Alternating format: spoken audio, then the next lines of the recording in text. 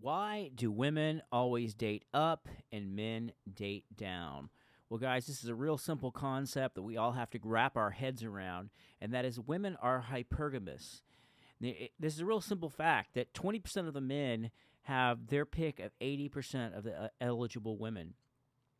And that is because women throughout history and, even in primordial prehistorical days were always seeking they seek the best opportunity. Women were weaker than men physically, and they would seek a man who could protect them, who could provide for them, that could hunt better, and so that they could be fed.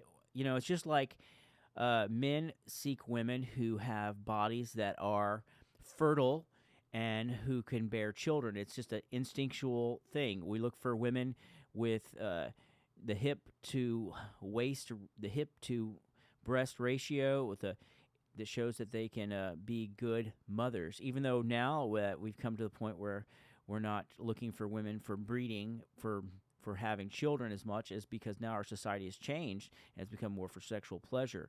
Men are always picking women primarily on their beauty and on their looks. That's where their sexual marketplace value comes from, is primarily, are they hot? Are they attractive? Is this a woman that I want to have sex with? While women, they place their desire on men as far as their sexual marketplace value on many things. It is their physical attractiveness. Are they physically fit? Are they a dominant man? Do they look like they could protect them if need be? Can they provide? This is the big thing. There's physical attraction with women. Then there's also the sense of, is this man a provider? Can he provide for me? Does he have the ability to collect wealth? Is he going to be a good protector for me? So protection can be economic protection for her and her children, future children. This is all subconscious. You will see a man who is a good talker, who is actually good socially, economically, that in a group, this guy is well liked by a lot of people. You see, the social proof is a very another part of the sexual marketplace value. When other women and men put value on a man because of his social political standing, that also gives him value. There was a study done in Austin, Texas, at University of Texas a couple of years ago, and they found that very attractive women want everything. They want a man who looks great, who's sexy physically, and they want a man who has plenty of money, economically, is going to be providing good income, and they want a man who is socially adept, and they want a man who is going to be loving and kind, of course. They want everything.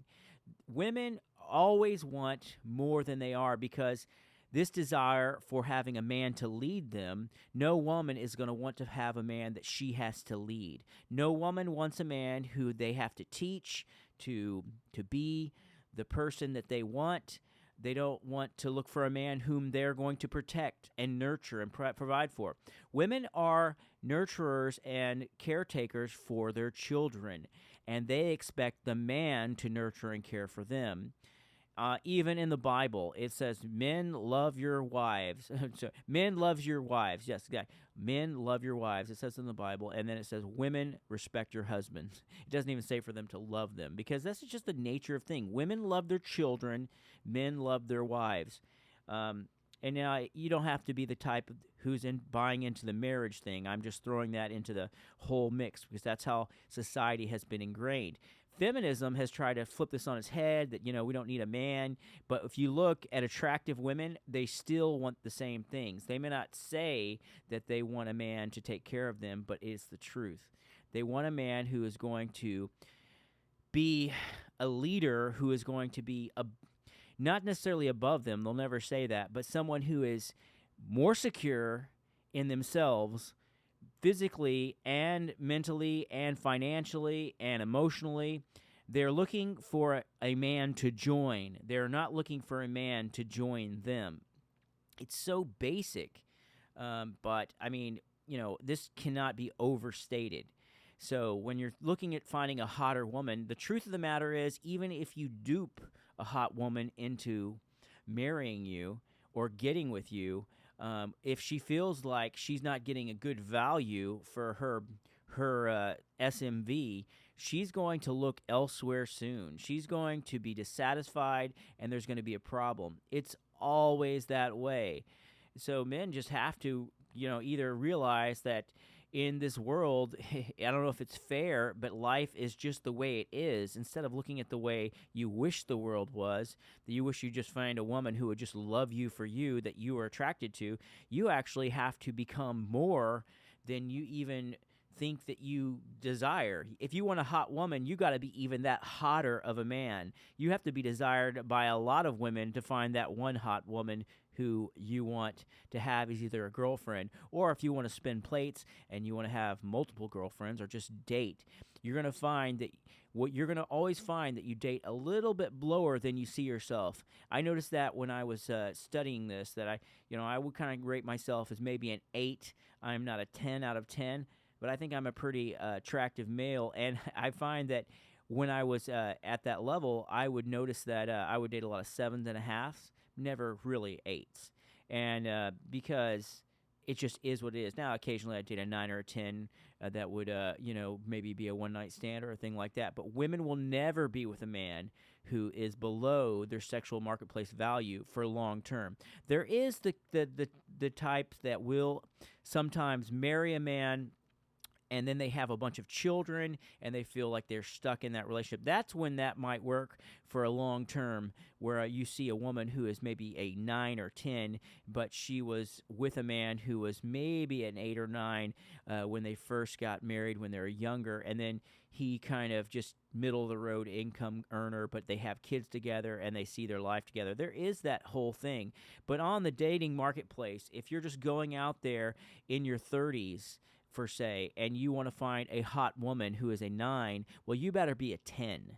And that is just the reality of things. If you want a 9, you got to be a 10. And the funny thing is, if you want a 10, you also can only be a 10.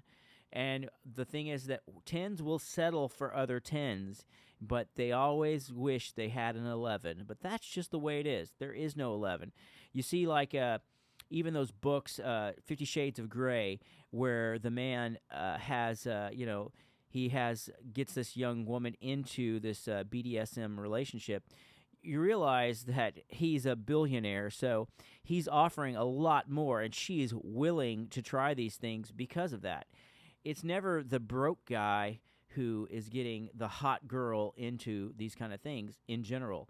Now, there's other things that rate a man higher than just money, but money is a factor. If you're broke, that's going to be your level. You always go down to your weakest link.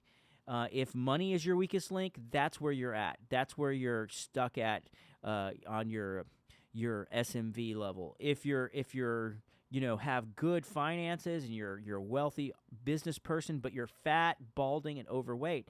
Now, if you're bald, shave it off. It's okay. There's nothing wrong with that. But if you just have no style and you're overweight and flabby and have no personality, even with money, your SMV value is going to be very low. So it's just true. Let's think about this. I thought about this the other day, and I just put it down here in the blog, and it bears repeating, and that is, if you look at the hot girls on Instagram and things like that, think about this. If a woman settles for a man below her SMV, she feels cheated. Think about it. She's like a Lamborghini worth $500,000. A Lamborghini who was bought on credit, okay? Because, there's a lot of smooth talkers and things like that. There's a little bit of game. There's a little bit of pickup game going on. Instead of receiving $500,000, she only got, let's say she got $45,000, and she thought she was going to get more later on, but she didn't, because this guy was just, a pickup artist and didn't have his shit together. Well, just being driven by the new Lambo owner, that Lamborghini is losing value, as you know, just by driving around. And she's feeling it, that, hey, as she gets older, she's not going to be worth as much.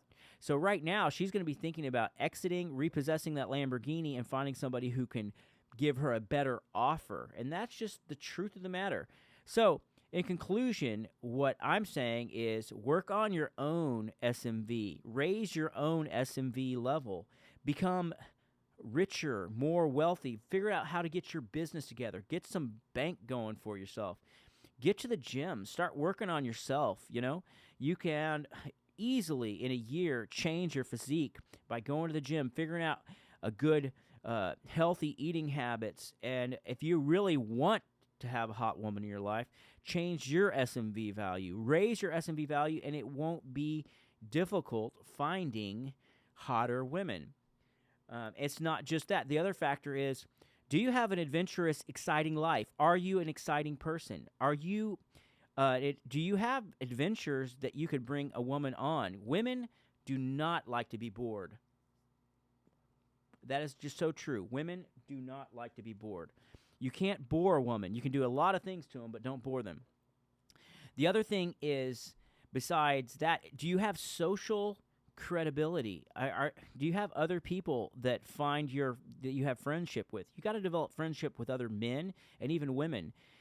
If a woman sees you having female friends and male friends that y'all hang out and do fun things together, your social value is going to go up, and that affects your SMV, your sexual marketplace value. Because if other people see that you are a valuable, a worthy person, then she will take note of that, and that definitely raises your SMV, social proof.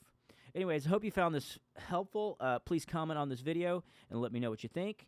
And check out natepliskin.com. I'm always posting blogs and doing other things, and I'm writing books. I've got a couple books that are coming out on Amazon and on iBooks and Kobo. So anyways, have a great day. Please leave your comments and like this video, and I'll talk to you later. Peace out.